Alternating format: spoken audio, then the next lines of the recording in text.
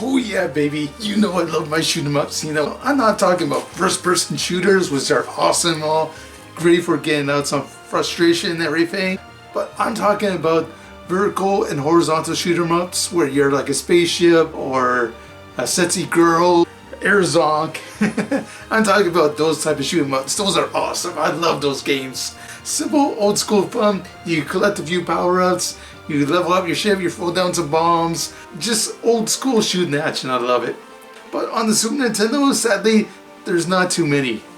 Like the TurboGrafx 16 and Aero, there's like a billion of them out there. On the Super Nintendo, yeah, it's a much different story. But thankfully, there is still a handful of good ones like UN Squadron, Space Megaforce. Let's try out this one here. This one's called Aero Fighters. Kind of a weird name. If you're already in the air, I assume you're fighting something. But the cool gimmick with this one is that, yeah, with the name Fighters on here, it's almost like Street Fighter, where you go to country to country. You have unique planes, unique shots, and unique bombs per character. Yeah, let's try this one out and see if this arcade shoot 'em up holds up. Is it worth tracking down? Yeah, so the game is made by Mako River. Why wasn't this game a big hit again? Well, to be fair, yeah. I don't know if it wasn't really a big hit or not. I just know it didn't sell well enough to make a lot of copies or anything. Yeah, I remember playing this game in arcade first. So if you're familiar with the arcade game, the Super Nintendo doesn't lose too much. Maybe a little bit of graphic detail is gone here and there.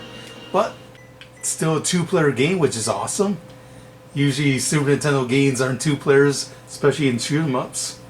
Yeah, nice bit of options here, but sadly, yeah, you can select 4 different pilots and everything. The problem is, yeah, you can't select from all 8 characters.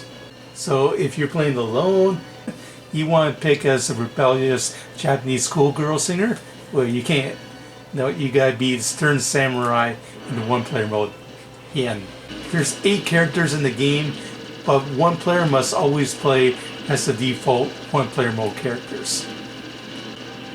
But hey, yeah, no big deal. Now, the cool thing, yeah, about picking different characters is that each one has their own weapon and bomb type.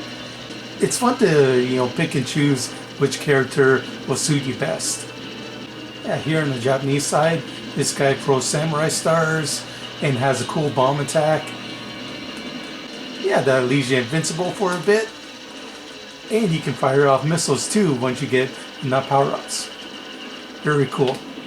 Yeah, you gotta be very careful in this game because it's arcade shoot 'em up. One hit and you're a goner. Yeah, this is really bad news later on because, yeah, this game is very intense. Like, look at that. That was like an instant 10-way spread shot that was nearly impossible to avoid. And just like the arcade game, it still has the cinematics in between stages, so you get a little bit of storyline to go with your, you know, shooting down everything too. So that's pretty nice. Again, the action is nothing special. I like the death in games like Space Megaforce a little bit better than this. And yeah, the one-hit kills, you know, yeah, they suck. Still, Aero Fighters here is a lot of fun. I didn't notice too much slowdown or anything.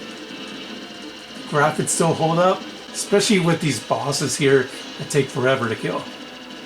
It's very hard to play the same game twice here.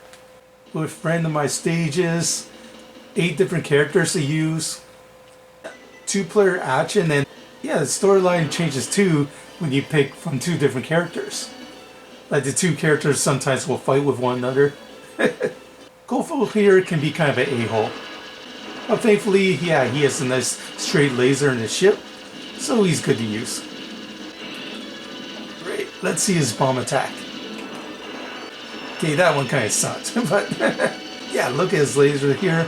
Look at here when you get enough power-ups. You almost seem unstoppable, but yeah, believe me, this game will throw the kids at sick at you. Just when you think you get in the hang of things, you get multiple power-ups, you know the pattern designs and everything, they're gonna like throw a boss at you that takes like 1,000,000 hits. And there's nothing really you can do. How do I avoid that? Alright, I just gotta circle around and hope for the best. Yeah, so each time you start off the game, it could be a different stage 1 from what you played before. It all depends on what the game wants to throw at you. You get to actually collect currency that's from that country of origin. So I think that's pretty cool. Yeah, nothing too wrong I can say with the game. Oh shit! It just sucks when you die and you lose all your power-ups and everything. And you start right where you left off. You're at your weakest point. Yeah, they do throw you a bone here by having the power-ups at the top of the screen and everything. To get those power-ups again, you gotta risk your life. They knew what they were doing. Those assholes. It's all a trick to put in more quarters. Fortunately, with the Super Nintendo version, you don't have to worry about that. Hell, you can even bump up the continues in the option menu. Yeah, the good news is you don't have to pump in quarters anymore. The bad news is, yeah, finding the actual cartridge might be a little bit difficult. It gets the job done and everything, but it just doesn't compare to the depth of something like the Space Mega Force or R-Type 3, which I thought had a little bit more variety. Some that really shows off the power of the Super Nintendo, where this one is a little bit more basic in design. Yeah, if you play a game in 1 and 2 player modes, you might get a different ending as well.